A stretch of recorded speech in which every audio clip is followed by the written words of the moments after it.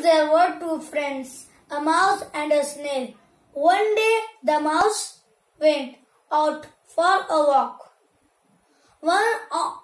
On the way, he saw his friend the snail. They stopped to talk.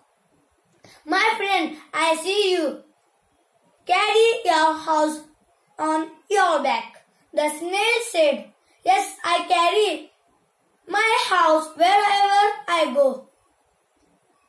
Hearing this, the mouse said, "Wouldn't it be easier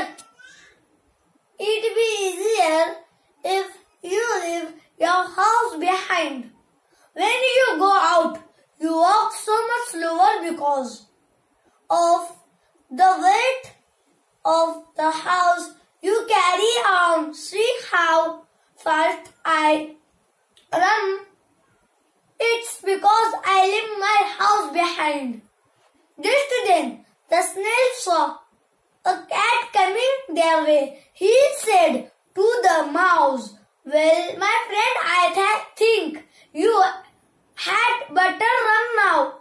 I see a cat coming this way." The snail just pulled back his head and body